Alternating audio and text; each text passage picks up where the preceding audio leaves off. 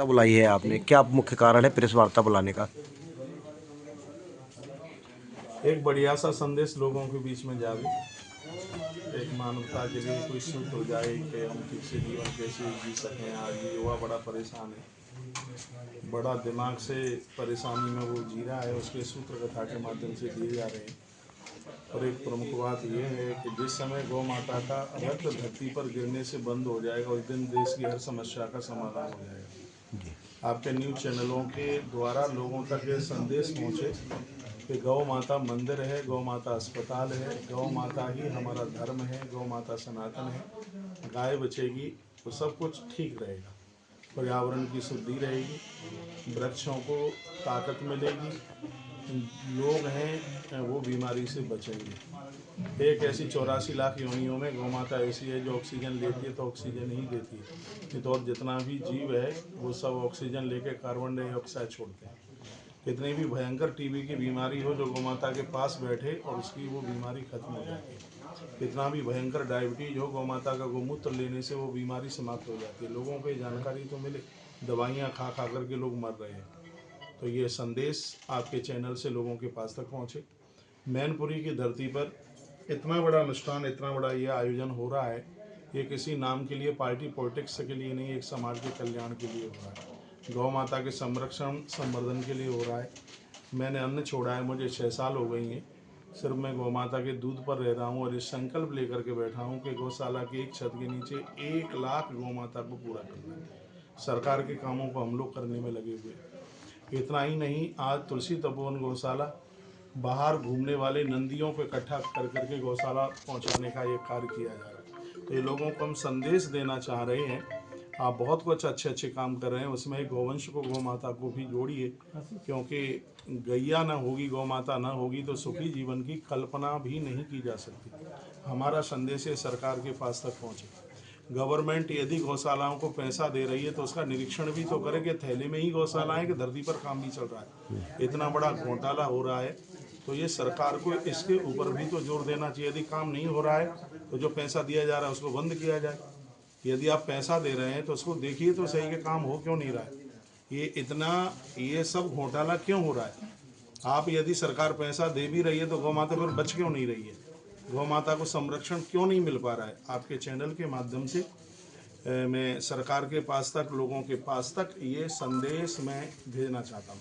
और हमारी ये बातें नकली नहीं है, ऐसा नहीं है कि ये अकेले बोलने के लिए ही है। हम लोग गौ माता के संरक्षण में, गौ माता की सेवा में लगे हुए हैं। लगभग 17,500 गाय से ज़्यादा गौवंश है और इस काम में हम लगे हैं। तो ये संदेश हम सबको देना चाहते हैं कि इस कार्य में जितने भी संत महापुरुष हैं ये सब लोग जुड़े। अभी प्रयाग में, बस 1 मिनट और अपनी बात करूँ, अभी प्रयाग में इतने बड़े बड़े शिविर महात्माओं के, महापुरुषों के लगे, बड़ा पैसा खर्च किया। यदि सब साधु संत महापुरुष मिलकर के यदि गौवंश के लिए खड़े हो जाएं तो सड़क पर गैया दिखाई नहीं देगी और गौ माता बच जाएगी। अच्छा, अगर जो बात करें, जैसे कि आप गौ माता की सेवा की बात कर रहे हैं, लेकिन जो है ना आपकी ही सरकार में जो है कई जो है ना जो कट्टू खुले हुए हैं। मुझे तो ये भी नहीं पता है कि मेरी सरकार कौन सी है। नहीं, मैं अगर बात कर रहे हैं भाजपा की सरकार में जो कट्टू खुले हुए हैं, उनको उन पे प्रतिबंध क्यों नहीं लगाया जाए? आप ऐसी बात मत बोलिए कि आपकी सरकार सबकी होती है, ठीक है। हम किसी एक पार्टी से जुड़े हुए नहीं हैं, वो भगवान का है, वो हमारा है। लेकिन ये बात बिल्कुल सही है कि इस समय श्वास लेने में कठिनाई नहीं है जी। हाँ, बढ़िया है, यूपी मुस्कुरा रही है। ये पहले का समय भी हमने देखा था कि गायों को उठा उठा कर कैसे बूचड़ खानों में भेजा जाता था जी, लेकिन आज वो स्थितियां नहीं है भगवान की। लगातार जो है ना पार्टी के ही जो है ना विधायक कह रहे हैं कि बूचड़ खाने चल रहे हैं और पार्टी के ही लोगों के चल रहे हैं, उन पर प्रतिबंध क्यों नहीं लगाया जा रहा है? मैं यही तो आपके चैनलों के माध्यम से हमें ये संदेश पहुंचाना चाह रहे हैं कि गैया कट रही है, लाइसेंसों को खत्म कर दिया जाए। बिल्कुल भी लोग कहते हैं पैसा कहाँ से आएगा, तो गाय काट करके पैसा आवे तो इस देश को ऐसे धन की बिल्कुल जरूरत नहीं है।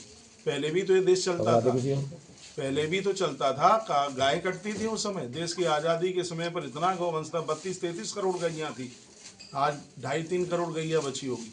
पहले एक व्यक्ति के हिस्से में 150 गाय आती थी, आज 73 लोगों के हिस्से में एक गैया नहीं आ रही है, ये आंकड़े बता रहे हैं।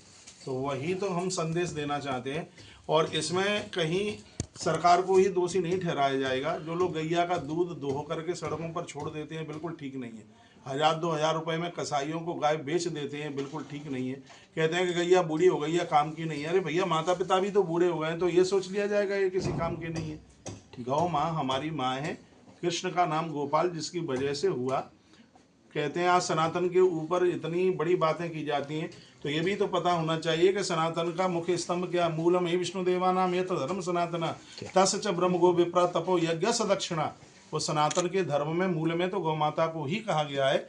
और यदि गैया मैया नहीं रहेगी तो लोग कीड़े मकोड़ों की तरह मर जाएंगे, सब खत्म हो जाएगा। अभी अभी मैंने आपको बोला कि मेरी ये बात सरकार के पास तक पहुंचनी चाहिए।